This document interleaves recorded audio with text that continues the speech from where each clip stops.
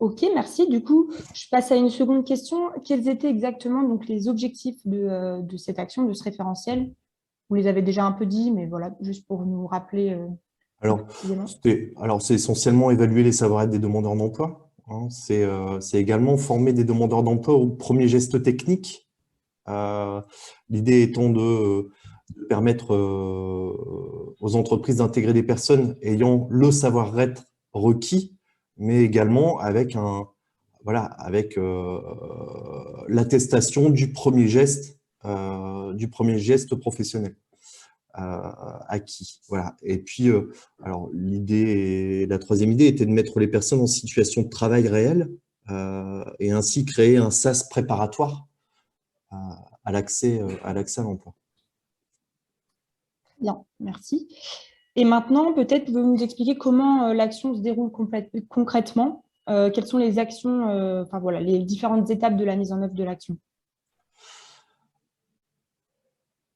Alors, on s'est concentré, alors évidemment, étant chargé de projet Close Insertion, hein, dans le cadre de ce dossier, euh, qui intéresse en fait toutes les filières au final, hein. Mais là, plus particulièrement, la Close Insertion, on se dirige plus vers les métiers du bâtiment, naturellement, hein. Donc, euh, l'idée a été d'aller rencontrer à la fois les mairies et les associations, hein, qui situaient en fait dans les quartiers politiques de la ville, euh, en allant à leur rencontre, en les sollicitant et leur demandant s'ils avaient des projets de rénovation de bâtiments, hein, qu'ils avaient peut-être prévus en régie, c'est-à-dire voilà, sur des moyens réalisés en interne, peut-être avec des habitants, sur un modèle chantier-école. Enfin bref, donc on est allé un peu à la recherche de ces supports pédagogiques, hein, on est véritablement sur un support. Euh, et on s'est naturellement dirigé vers un centre social situé à Le Portel, en plein cœur d'un quartier politique de la ville, voilà, qui avait pour projet de rénover une salle d'activité qui sert habituellement aux habitants du quartier sur des ateliers, divers ateliers en fait, hein, notamment des ateliers de relaxation, de yoga, voilà. Bon. Donc évidemment, on les a forcément mis dans la boucle. Dans ce quartier, il y a également un atelier chantier d'insertion, bâtiment du coup, et une association intermédiaire, voilà, à première proximité du centre social. Donc on a mis les acteurs autour de la table et voilà, on a présenté un peu notre projet tel que je viens de vous le décrire. Mais l'idée a été de dire, ouais, c'est bien beau de proposer cette action. Nous, l'idée était de faire encadrer cette action par un centre de formation, hein, bâtiment, du coup. Mais toute la difficulté de cette action, c'est qu'au final, les habitants, les usagers du centre social et ou nos participants n'avaient pas de statut. Voilà, ils ne cochaient en fait aucune case sur la protection de l'assurance maladie, hein. Donc, l'alerte a été de dire attention au travail, de ne pas être taxé de travail dissimulé, hein. Donc, on a un peu réfléchi au modèle et on en est arrivé à la conclusion suivante, c'est qu'on avait la possibilité de faire salarier les apprenants, en fait, les futurs participants par l'association intermédiaire, d'accord, et de mobiliser l'OPCO, l'OPCO EP, afin de permettre aux personnes d'être salariées, d'accord, sans que cela coûte évidemment à l'association intermédiaire. Donc de ce fait, on a monté un groupe de 8 personnes dont les salaires ont été pris en charge par le COEP à hauteur de 70%, qui lui est allé mobiliser du PIC IAE, d'accord? Et les 30% restants ont été financés par le compte groupe Coras. Le Coras est une tête de réseau, service à la personne. Voilà. Donc, on a lancé cette action de cette façon. D'accord. Et peut-être donc du coup pour conclure sur cette présentation, quels sont les résultats aujourd'hui, enfin, ou les perspectives à venir est-ce qu'il y a eu des entrées combien d'entrées en parcours peut-être un petit bilan avant de passer à la Alors, on a un petit bilan sur cette opération, bien sûr. Alors, on a fait un suivi de l'action à 6 mois, bien entendu. Voilà, en général, on fait un suivi à 6 et à 12 mois. On n'en est pas encore arrivé au 12e mois, mais néanmoins, voilà, pour avoir retravaillé un peu ce matin, un peu plus précisément là, sur les poursuites de parcours. Alors, au total, donc, on a 8 personnes qui ont bénéficié de l'action en 2020, dont 6 participants issus des QPV. Okay. Parmi les apprenants, on a 3 personnes qui ont validé leur projet professionnel, bâtiment second œuvre, finition, et sont donc entrés en titre pro, métier du bâtiment. Voilà, naturellement, on les a orientés, on les a positionnés, ils se sont inscrits dans cette démarche.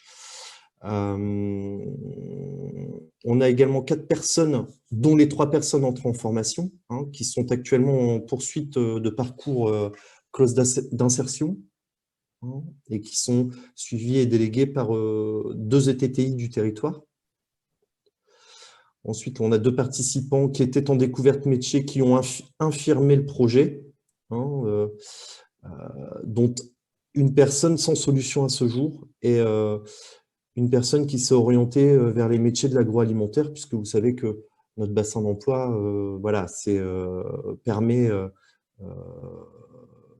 est composé essentiellement d'industrie agroalimentaire sur le site de Capécure de Boulogne-sur-Mer.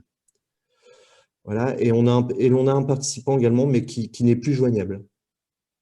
Voilà. Pour la petite information, voilà, l'action a été renouvelée en 2021,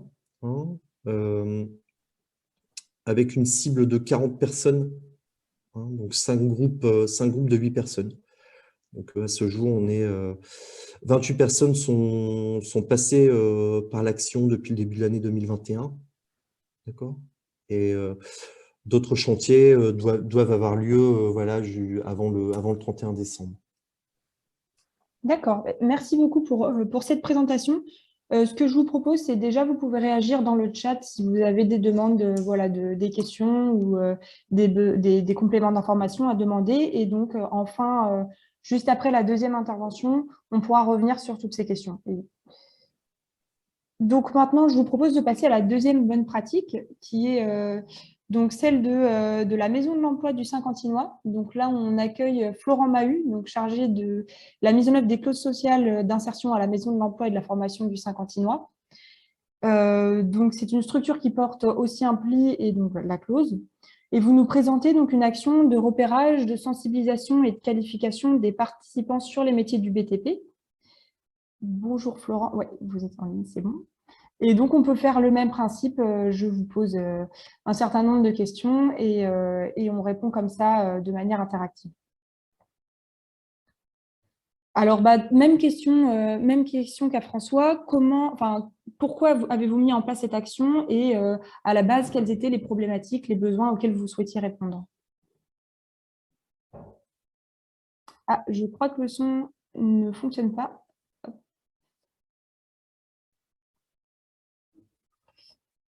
Oui, alors on ne vous entend pas. Peut-être, oui, pourtant le micro est activé. Mais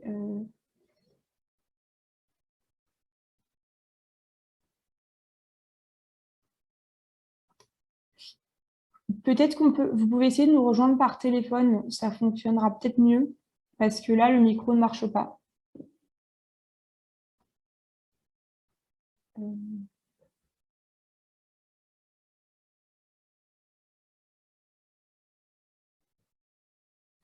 Je vais vous envoyer peut-être les identifiants pour vous connecter par téléphone.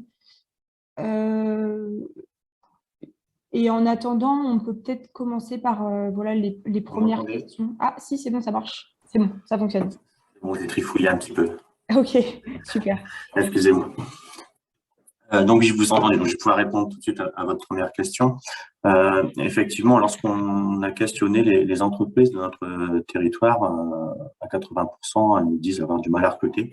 Je pense que c'est un peu une généralité actuellement sur tout le territoire et surtout toute notre région. Et lorsqu'on les interroge un peu plus profondément, je rejoins François tout à fait, les savoir-être sont la première base des prérogatives pour les demandeurs d'emploi, mais aussi la qualification des demandeurs d'emploi. Alors effectivement, les entreprises nous disent, nous, on veut bien les faire monter en compétences, il n'y a pas de souci, on peut les prendre dans notre entreprise, mais il faut qu'ils aient quand même à la base un minimum de qualification. Donc, nous, le premier objectif, c'était de récolter un maximum de candidats, de demandeurs d'emploi qui avaient envie d'intégrer les métiers du bâtiment et de leur proposer une formation adaptée aux besoins des entreprises.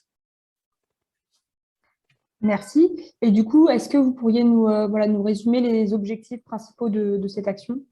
Alors, cette action s'est déroulée en plusieurs temps. La première grosse partie a été le repérage du public, notamment dans les QPV, sensibiliser le public à travers différentes actions, ce qu'on appelle les Zoom métiers, les rencontres métiers. On a organisé également des permanences dans les quartiers sur le Saint-Quentinois. Et ensuite, les informer sur toutes les formations, notamment du PRF, qui allaient être mis en place, mais aussi leur proposer une formation qualifiante qu'on a décidé de mettre en place avec tous les acteurs du territoire. Très bien. Et donc, concrètement, comment se déroule l'action? Quels étaient aussi, quel est le lien avec le NPNRU aussi? Alors, tout à fait. Alors, effectivement, sur notre territoire, la clause d'insertion, notamment, on l'a évalue à 20 000 heures d'insertion par an. Le nouveau programme d'orientation urbaine va nous doubler cette charge d'heures d'insertion. On évalue à peu près à 40 000 heures d'insertion. Et on s'était dit qu'on avait déjà des difficultés à mettre en phase les offres d'emploi via les entreprises. Donc, on a décidé de monter un groupe de travail et en insérant tous les acteurs locaux, notamment les organismes de formation, le conseil régional, mais également les entreprises. Car vraiment, la porte d'entrée pour nous, c'était vraiment l'entreprise, de voir un petit peu quels besoins elles avaient, quelles compétences elles avaient besoin. Et on s'est rendu compte que l'entreprise aujourd'hui ne cherche pas forcément un employé qui a des compétences bien spécifiques dans un domaine, mais plutôt des gens plus polyvalents, c'est-à-dire qui touchent un petit peu à tout, qui sait faire un petit peu de plomberie, qui sait faire un petit peu d'électricité, qui sait faire un petit peu de placo. Donc, on a regardé un petit peu, comme je l'ai dit, sur le programme de formation et on n'a pas trouvé cette formation un petit peu polyvalente. Donc, on a réuni les organismes de formation, le conseil régional, et on leur a dit, voilà, essayez de nous monter une petite formation qui pourrait répondre à ces besoins-là. Et il en est ressorti une formation qui existe, qui s'appelait l'ouvrier polyvalent du bâtiment, qui s'appelle maintenant agent de maintenance du bâtiment, mais qui n'était pas sur notre territoire. Donc, on les a laissés faire et le conseil régional a accordé donc la mise en place de cette formation, donc agent de maintenance du bâtiment, qui démarre le 18 octobre, où cette formation est un peu particulière parce qu'il y aura 3 organismes de formation qui vont intervenir. Il y a 3 CCP dans cette formation et chaque OF va avoir la possibilité de mettre en place un CCP qui permettra à 12 candidats de pouvoir obtenir ce titre professionnel. Mais encore une fois, c'est un gros travail au préalable de sourcing. On a fait beaucoup de rencontres métiers. On a associé bien sûr tous nos partenaires, le Pôle emploi, les structures d'insertion par l'activité économique, l'EPID, qui nous a permis de recenser à peu près une 60aine de demandeurs d'emploi qui désiraient connaître un petit peu mieux les métiers du bâtiment. Et puis, on s'est appuyé également sur une technique de base des métiers du second œuvre qui a eu lieu précédemment, qui se termine là, qui s'est terminé hier d'ailleurs. Et sur ces 10 personnes-là qu'on avait identifiées au préalable, sur les 12, donc 10 vont intégrer le titre professionnel. Donc, on est vraiment sur une continuité de parcours pour qu'à l'issue de cette formation, ces personnes-là puissent répondre aux besoins de l'entreprise et accéder à un emploi via les clauses d'insertion, notamment à partir de l'été prochain. Très bien. Et merci beaucoup. Peut-être nous dire les partenaires de votre action, même si vous les avez déjà aussi un peu dit, mais nous rappeler en fait quels étaient les partenaires de votre action. Oui, bien sûr. Donc les partenaires, c'est notamment les organismes de formation, c'est le conseil régional, bien sûr. Hein. Si on n'a pas le conseil régional comme allié dans le montage de ces formations-là, c'est très compliqué. Parce que quand on explique qu'on demande emploi, on essaie de les orienter vraiment sur des formations où ils vont avoir une rémunération. On connaît aussi la difficulté sociale et financière des demandeurs d'emploi. Donc nous, l'objectif, c'était pas les mettre en difficulté supplémentaire. On s'est associé également donc à un service de la Maison de l'Emploi de Saint-Quentin, le service relations entreprises, qui nous a permis aussi de monter cette action-là. Et comme je l'ai dit et je le répète, la clé d'entrée, c'était l'entreprise, vraiment. On s'appuie vraiment sur le besoin de l'entreprise. Les entreprises étaient présentes sur les diverses réunions qu'on a pu faire. Elles sont présentes sur les bilans intermédiaires des formations pour montrer aussi au demandeur d'emploi qu'à l'issue, il y a quelque chose. On a eu souvent ce discours, je vais aller en formation, mais derrière, qu'est-ce que je vais faire? Beaucoup en ont déjà fait, beaucoup n'ont rien eu à l'issue. Et là, le fait d'intégrer vraiment l'entreprise dans ce dispositif leur montre que oui, l'entreprise s'intéresse à ce que je fais. Les entreprises vont prendre également, j'ai oublié de le préciser, les entreprises vont prendre les personnes en stage. Ils ont sur cette formation-là 200 heures en entreprise. Donc, les entreprises sont également engagées à les prendre en stage pour montrer un petit peu leurs compétences, leur savoir-être, leur savoir-faire.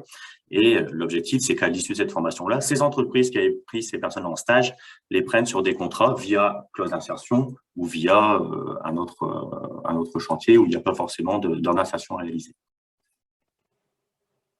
D'accord, merci beaucoup. Et du coup, peut-être alors pour conclure un peu votre intervention, quel est peut-être le bilan et les suites, les perspectives de cette formation? Alors, un bilan en termes de retour à l'emploi, on n'en a pas encore puisque c'est une formation qui démarre lundi. On a quand même là 12 personnes qui vont intégrer ce titre pro et on a monté une deuxième formation qui concerne un peu plus les métiers du gros œuvre. On s'est appuyé également sur la technique de base des métiers du gros œuvre où on a demandé au conseil régional de rajouter un CCP sur le métier de couvreur, bardeur. On s'est rendu compte que dans cette formation-là, il manquait un petit module supplémentaire. Donc là, en termes de bilan, on a 12 candidats qui vont intégrer lundi le titre pro métier du second œuvre et 12 candidats qui sont actuellement sur la technique de base du gros œuvre et qui vont enchaîner sur un CCP couverture. C'est une action qui n'est pas figée, qui ne restera pas sans rien. On a convenu déjà qu'une fois que cette formation-là sera terminée, donc il va se terminer le 24 juin 2022, on va en enchaîner une derrière. L'objectif, c'est que cette formation s'enchaîne et se renouvelle tout au long du nouveau programme de rénovation urbaine, qui va durer à peu près 6 ou 7 ans, pour qu'on ait toujours un vivier de personnes qui ont des compétences et qui ont des qualifications dans ce domaine, pour qu'on se retrouve pas dans un an aux mêmes problématiques qu'on est actuellement. Voilà. D'accord, merci beaucoup. Merci pour vos deux interventions. Alors là, on a une demi-heure devant nous pour échanger, poser vos questions, peut-être aussi réagir sur vos projets, vos situations territoriales. Alors, vous pouvez soit prendre directement la parole, puisque ça va, on n'est pas trop nombreux, soit noter votre question dans le chat directement.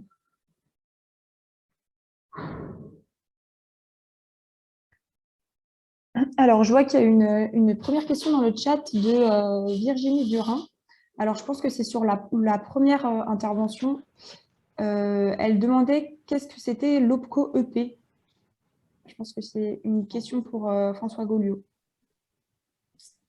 Alors, l'OPCO EP, c'est l'OPCO des entreprises de proximité. Hein. Donc, en fait, c'est l'opérateur de compétences. Hein. C'est un organisme agréé par l'État qui a pour but d'aider les entreprises ne dépassant pas 50 salariés afin d'accompagner l'évolution professionnelle des salariés. D'accord. Merci. Donc, il y a un OPCO par branche professionnelle. Oui, alors moi, je viens de démarrer dans l'insertion. Au préalable, j'étais dans le bâtiment et effectivement, on avait des facilités dans le bâtiment. C'était facile de former nos salariés via Constructis. Là, maintenant, quand j'amène des candidats, on me dit ils ne sont pas formés au travail en hauteur, notamment pour les couvreurs, ils ne sont pas formés à ça, à ça, à ça.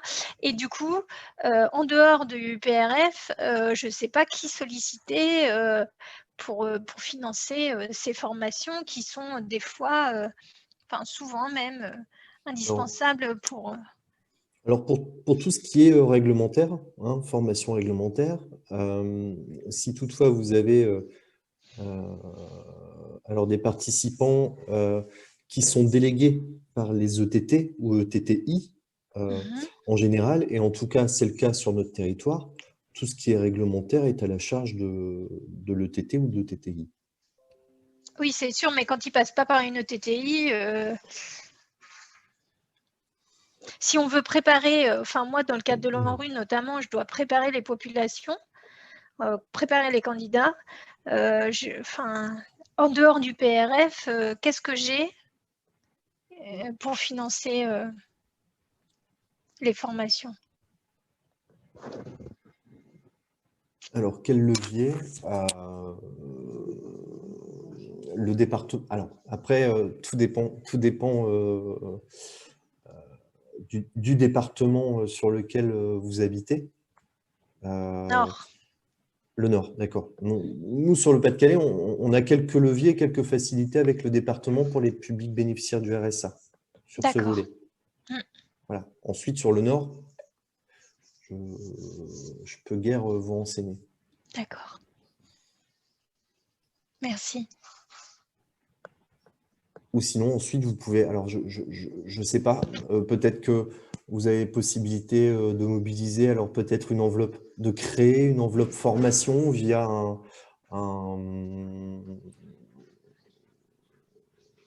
j'en sais rien, une réponse à appel à projet qui va vous permettre, alors via le FSE, via… Voilà, c'est à explorer. Alors nous, je sais que pendant une période au PLI, on avait cette possibilité. On était allé émarger sur un appel à projet qui nous permettait de disposer en fait d'une enveloppe formation. Alors, très peu conséquente, mais néanmoins sur du ponctuel, ça pouvait dépanner pas mal. D'accord, merci. Peut-être d'autres questions, d'autres réactions aussi sur vous, les sources de financement des formations, sur vos départements ou d'autres sujets même. Parfois aussi dans le cadre du contrat de ville, hein, pareil, sur des appels à projets spécifiques en fait. Par rapport aux habitants, il peut y avoir aussi des sources de financement.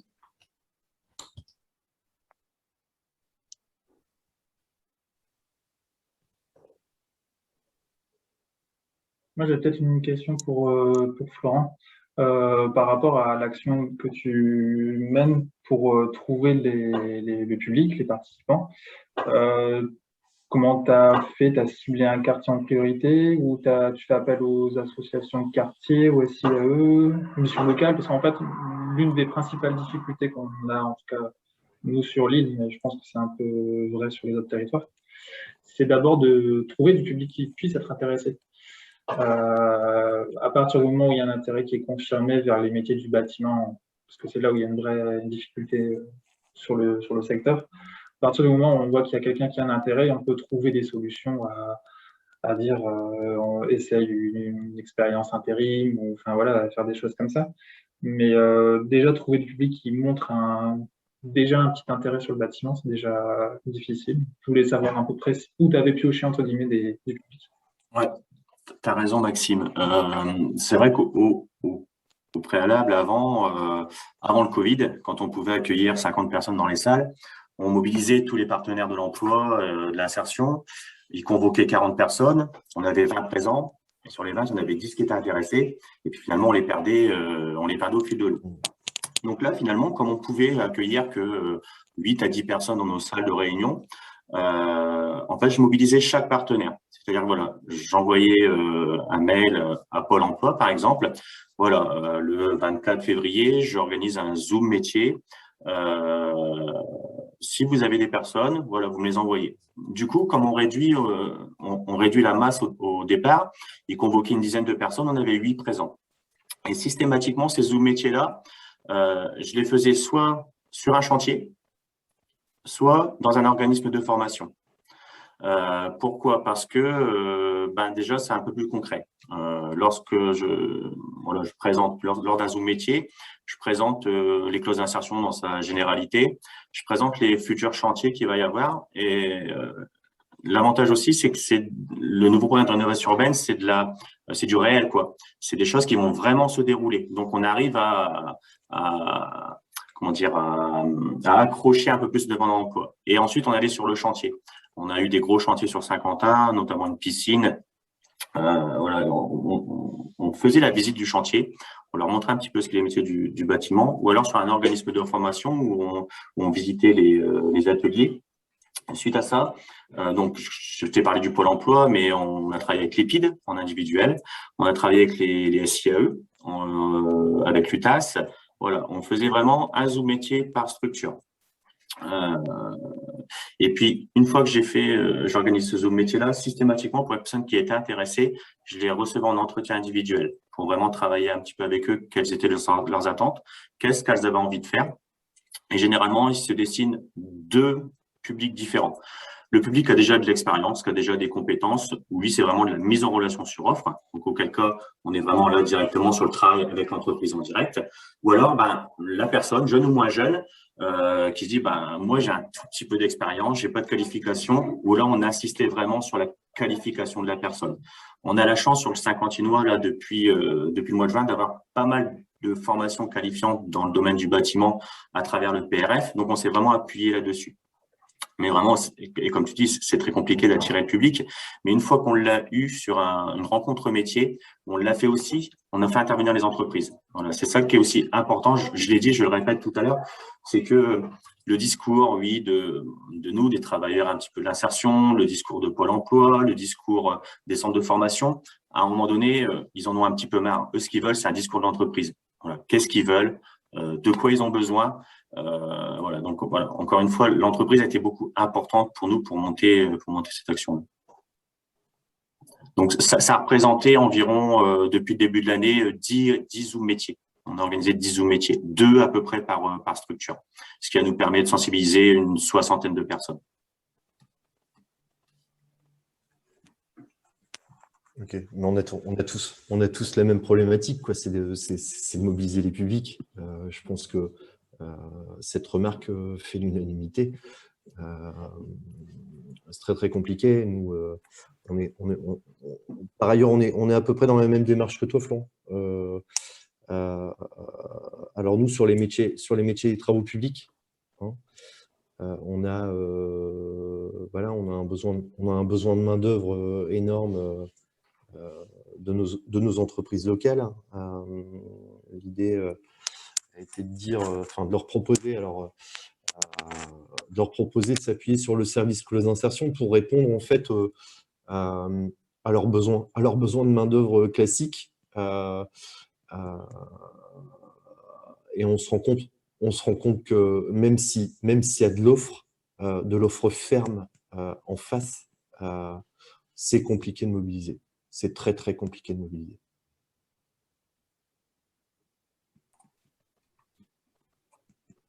Oui, tout à fait. J'ai oublié de préciser, on a rencontré également tous les centres sociaux, tous les directeurs de centres sociaux des différents quartiers, on les a rencontrés.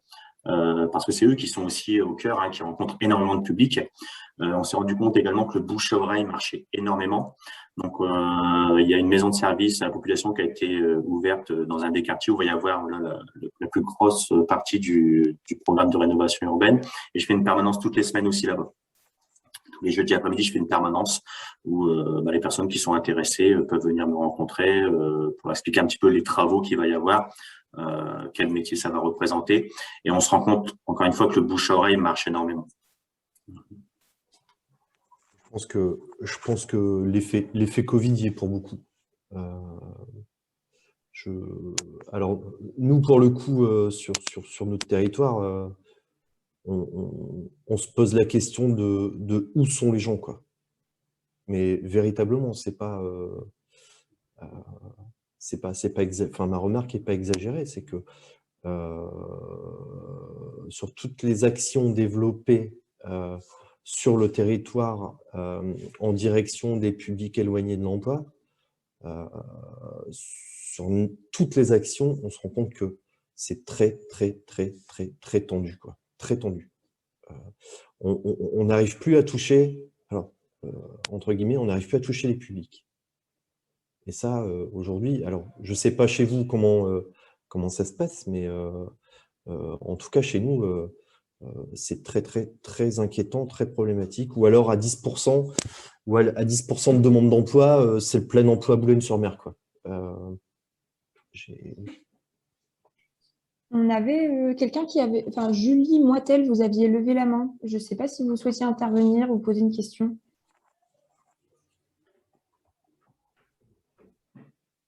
Ou c'était peut-être une erreur, je ne sais pas.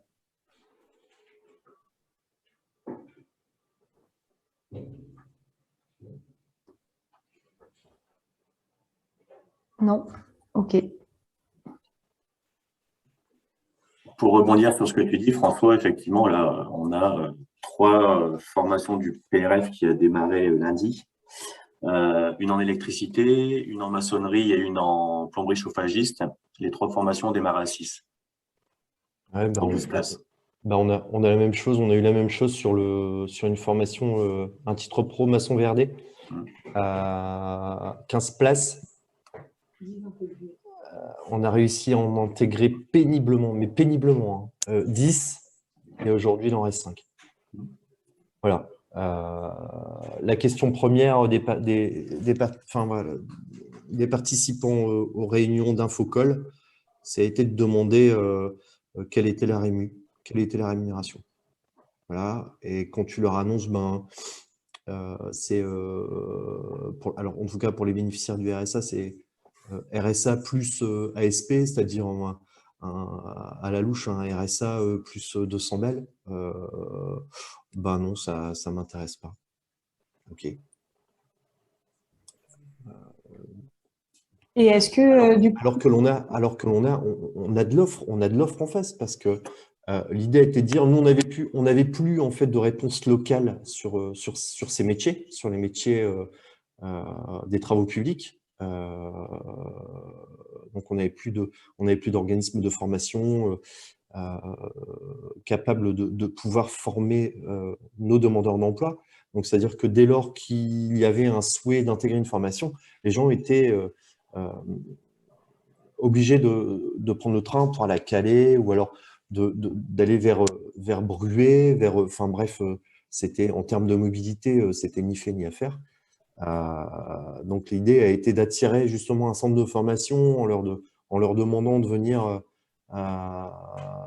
s'installer sur un plateau technique qu'on leur a mis à disposition. On a mis des porte-à-cabins à disposition, on a fait venir l'électricité, enfin bref, et donc du coup le centre de formation s'est installé provisoirement chez nous. Et on les a incités en disant, positionnez-vous sur le PRF, ça nous permettra d'avoir une réponse formation locale. Donc ils y sont allés. Nous, on s'était engagés pour orienter et positionner un maximum de public. On a joué les jeux, on a fait le boulot, sauf qu'on n'y arrive pas, quoi. On n'y arrive pas. Et le pire, c'est que à 90%, enfin, les OF ont 90% de retour à l'emploi à l'issue de la formation. Je suis d'accord. On a même des stagiaires qui ne finissent pas la formation. Après leur stage en entreprise, ils signent un contrat de travail, ils ne terminent pas leur formation. C'est exactement ça. C'est exactement ça. D'autant que voilà, on a créé les conditions de réussite de retour à l'emploi, c'est-à-dire que en fin de l'action PRF, du titre pro, on organise un job dating avec les entreprises locales. Je me permets juste de vous couper, il nous reste 10 minutes. Il y avait deux personnes qui souhaitaient aussi intervenir. Alors, Maxime Le Stocquois, vous souhaitiez intervenir une nouvelle fois. Vous aviez levé la main. Il y a toujours Julie Moitel, peut-être que vous vouliez aussi intervenir. Et alors, pour les 10 dernières minutes, n'hésitez pas aussi, les autres participants, à intervenir si vous voulez partager avec nous vos expériences. Si vous rencontrez aussi ces difficultés, n'hésitez pas. Alors, moi, je vais juste revenir, effectivement, je partage, de toute façon, je pense que c'est partagé sur tous les territoires, mais c'était autant sur le second offre, on peut encore trouver quelques candidatures avec parfois l'expérience et les compétences là-dessus, on peut encore essayer de trouver. La plus grande des difficultés, en tout cas, ce qu'on revoit nous ici, c'est surtout sur la partie gros œuvre, où là, c'est vraiment catastrophique, où il n'y a pas de candidature. Coffreur-bancheur, il n'y a pas, donc on est vraiment sur une énorme difficulté. Sur l'île, il y a 2 gros chantiers qui vont arriver avec la cité administrative, plus le nouvel hôtel du département du Nord. Donc les deux réunis, ça fait quand même quasiment 100 000 heures. Donc pas uniquement sur gros œuvres, évidemment, heureusement, mais une grosse partie gros œuvres.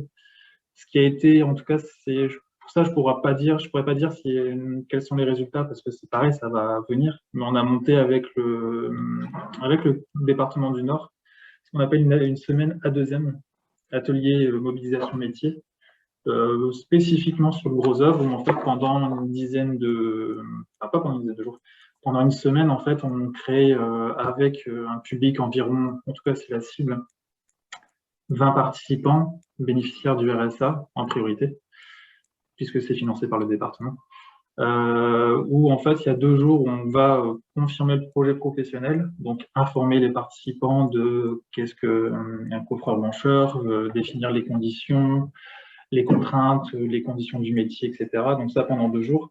Et ensuite, pendant les 3 jours restants, c'est de la visite de chantier, de la visite de centre de formation, et derrière le confronter. Mais en fait, ça recoupe beaucoup ce que fait Florent sur son territoire. C'est la dernière journée, la rencontre avec l'entreprise, puisque au final, derrière ces chantiers-là, il y a des énormes possibilités d'emploi, en fait.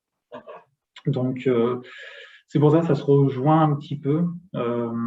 Les résultats, on verra. Là-dessus, je suis pas devin, on verra bien. Mais en tout cas, c'est un peu le même système de montage ou d'action qui est monté sur la partie gros œuvre, parce que c'est là où il y a de grosses difficultés. Mais je l'ai déjà sur des chantiers plus petits, mais alors là, sur des chantiers qui ont une grande visibilité avec un gros volume d'heures, il faut le préparer, sinon ça se conduit à l'échec. Mais voilà, ça rejoint un petit peu ce qui est fait. Maintenant, comme ce sera une première sous gros œuvre, on verra bien comment ça va se passer.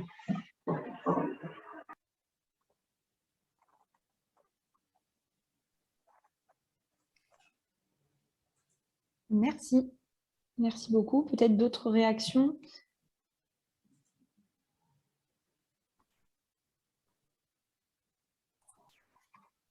Julie, je crois que tu voulais présenter ton atelier insertion sur Béthune.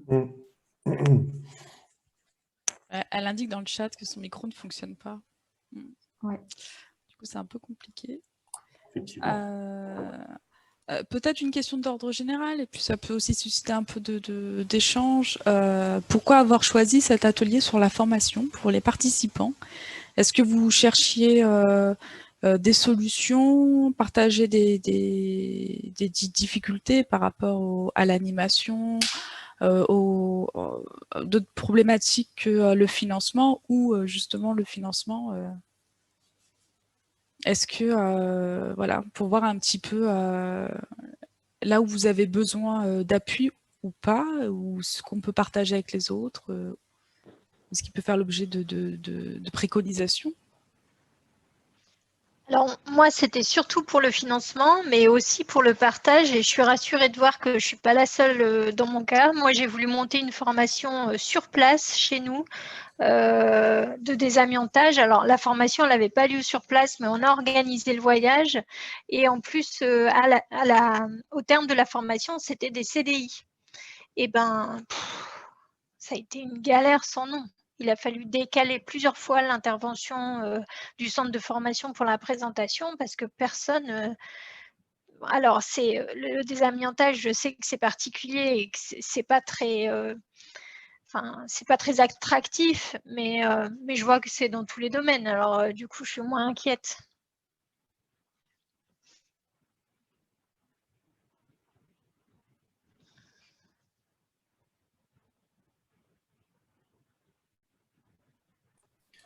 Et pour les autres, pourquoi vous avez choisi cet atelier, la formation? Est-ce que c'est parce que vous aussi vous êtes en difficulté pour mobiliser le public, le repérer, pour proposer peut-être des formations adaptées, des formations assez rapides lorsque les chantiers sont lancés, pour être en complémentarité avec d'autres formations, des formations régionales ou EPCI, collectivités, etc. Moi, je vais rejoindre mes collègues, hein, c'est surtout manque de motivation de la part des candidats parce que nous, c'est pareil, on a à la clé, on a plein d'embauches en contrat CDD, CDI. Et nous, ce qu'on fait, ce qui marche pas tous les coups, hein, mais ce qui marche de temps en temps, c'est qu'on fait beaucoup d'informations collectives et on fait venir les entreprises qui vont embaucher. Donc, en fait, je pense que c'est plus parlant pour les candidats d'avoir une entreprise en face de soi qui va vraiment déterminer les besoins et ce qu'elle attend que nous, on peut le dire, hein, mais ce qu'ils vont nous croire, ça, je sais pas. Donc, nous, ce qu'on fait beaucoup, c'est l'intervention d'entreprise, notamment sur nos grosses opérations. On a plein d'heures à faire et les entreprises sont en pénurie de main-d'œuvre, hein, concrètement. Hein, c'est dans toute la France, hein, c'est pas que dans la région. Et ça marche beaucoup, pour le coup. Après, en termes de formation, nous, pour le coup, on n'est pas, enfin, Florent pourra le dire, hein, mais la région, elle en finance énormément, donc on en a beaucoup, mais c'est les candidats, quoi. Les candidats qui sont pas réceptifs, les candidats qui sont habitués à rester un petit peu sans rien faire et qui, du coup, sont pas motivés du tout. Donc après, on va pas se pencher sur le cas du suivi, hein, mais c'est compliqué. Alors, mais en même temps, enfin, si je peux intervenir, enfin, tu fais le constat que nous, on a testé 2 modèles. On a testé la formation rémunérée, donc rémunérée à 100% du SMIC. Et on a testé l'autre modèle, on a les 2 pendants en fait, donc formation de droit commun, PRF, avec voilà, un bonus de l'ASP au RSA. Et la formation rémunérée, tu fais 100%. Tu fais 100%, aucun abandon, avec des sorties positives à la clé, sur 12 candidats mobilisés, 12 placements à l'emploi. Et tu as le pendant sur le même métier via le PRF. Alors attention, heureusement que le droit commun existe, hein, mais juste avec une rémunération à peine au-delà du RSA, bah les gens se mobilisent pas, quoi. Ça attire pas, ça, voilà, c'est. Alors nous, on n'est que sur le premier modèle, hein, c'est-à-dire que c'est que des formations où ils sont payés à 100% du SMIC. Hein. Voilà. Mais ça n'empêche que parfois, ça marche quand même pas. On a quand même aussi lancé, nous, le RSA saisonnier, c'est-à-dire que pendant un mois, les allocataires du RSA travaillaient pour ce qui est les vendanges, le pâturage, ce genre de choses. Et c'est mitigé. Donc, c'est-à-dire qu'en fait, pour 140 heures, on leur maintenait le RSA. Encore une fois, c'était un petit peu compliqué, quoi. Donc, c'est plus la mobilisation qui est un peu compliquée. Nous, on a lancé aussi une plateforme emploi qui marche plutôt bien. Donc, du coup, vous savez, hein, les départements, c'est centré essentiellement sur les allocataires du RSA. Et du coup, on les lâche pas, quoi. On fait des événements tout le temps. On fait des événements en ligne aussi où les gens participent. On va dans tous les UTAS. C'est vraiment des événements 2 à 3 fois par mois où du coup on les réunit tous, mais n'empêche que c'est quand même compliqué. Alors je vous remercie tous et toutes. Donc il reste moins de 2 minutes avant que notre atelier se termine. On va être redirigé directement en fait dans la salle principale où vous allez pouvoir ensuite choisir donc le deuxième atelier. Donc voilà, avant que la session se coupe, je voulais déjà remercier nos 2 intervenants et donc toutes vos participations et vos différentes interventions qui ont permis aussi d'alimenter un peu tous ces échanges.